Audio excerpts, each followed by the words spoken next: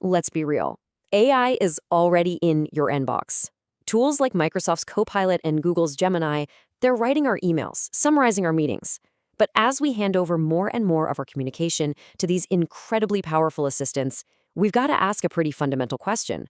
What happens to our most human skill when it's being augmented by a machine? To really get why this matters so much, let's just start with a number: 70%. That's the percentage of US workers who say they regularly experience incivility and disrespect at work. I mean, think about that. That's the massive problem we're trying to solve here. And look, this isn't just about a few rude emails. This environment of poor communication, it's toxic.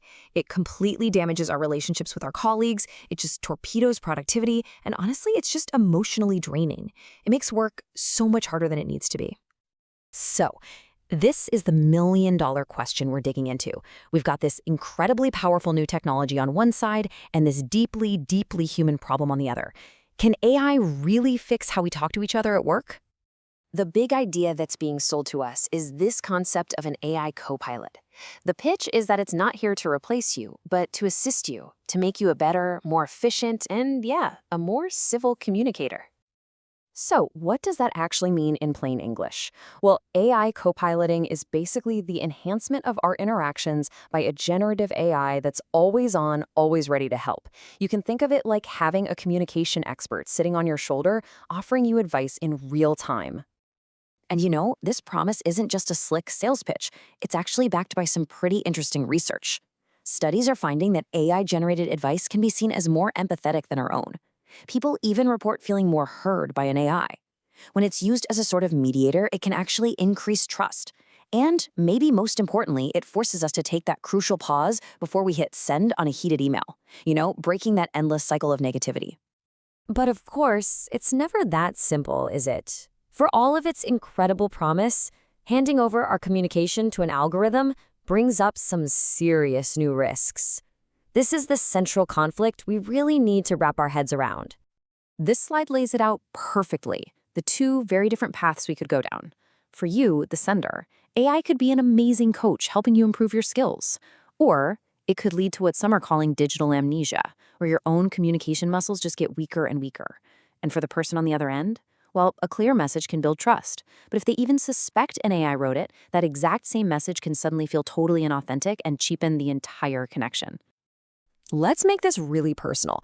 Imagine you get an apology from a coworker. It is perfectly worded. It hits all the right notes of accountability, empathy, the whole deal. But then you find out they just typed "write an apology to a colleague" into an AI. Does it still mean the same thing? Would you still trust it? I mean, really. So here's the crucial point, the main takeaway.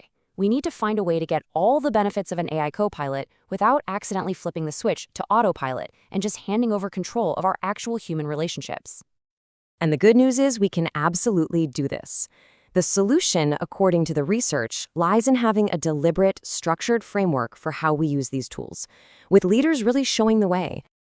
Okay, so this is the roadmap. It's a 3-part framework that focuses on adoption, ownership, and learning. Now, getting people to adopt it is obviously key, but we're going to focus on the last 2 parts, ownership and learning, because that's where the real power is for our day-to-day work lives.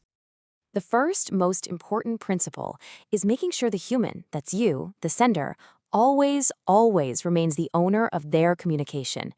The AI is a tool, but the message, the sentiment, that has to be yours. So how do we actually do that? Well, the research points to 3 really clever nudges. First, just like your GPS gives you a few different routes, the AI should offer you alternative ways to phrase something, forcing you to make a conscious choice. Second, it should act like a warning system, flagging sensitive topics that really require your extra human attention. And finally, it has to give you agency, easy controls to tweak the tone, the formality, the complexity, making you the final editor, not just a bystander. And here's what that actually looks like. A company policy to always present alternatives turns into the AI literally saying, "Here are 3 options, please review and choose." A policy for caution on sensitive topics becomes a big caution warning from the tool itself. See? These small design choices are what keep the human in the driver's seat.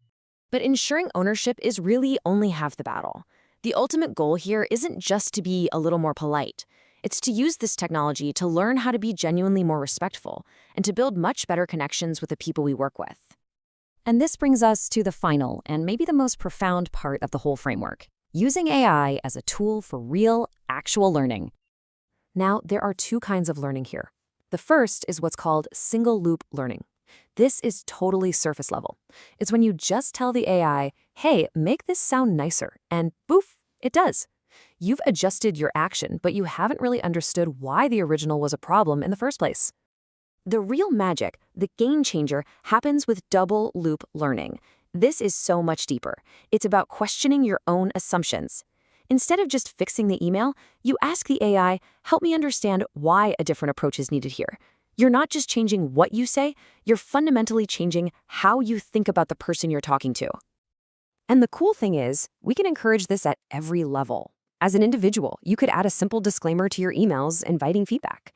As a team, you could hold what they call meta-communication meetings, where you don't talk about work, you talk about how you communicate together. And at the organizational level, companies can start treating respectful communication not as some soft skill, but as a core competency that has to be mastered. So what this all really boils down to is that we can't get distracted by the shiny new technology itself. At the end of the day, AI is just a tool, like a hammer or a spreadsheet. The quality of the connection we build still depends entirely on the intention and the skill of the person using that tool. It's still on us. Which leaves us with one final thought to chew on as these tools become a bigger and bigger part of our daily lives. Are you going to use AI as a powerful tool to understand others better and build genuine connection? Or will you let it become a crutch that simply automates your relationships? The choice, really, is ours to make.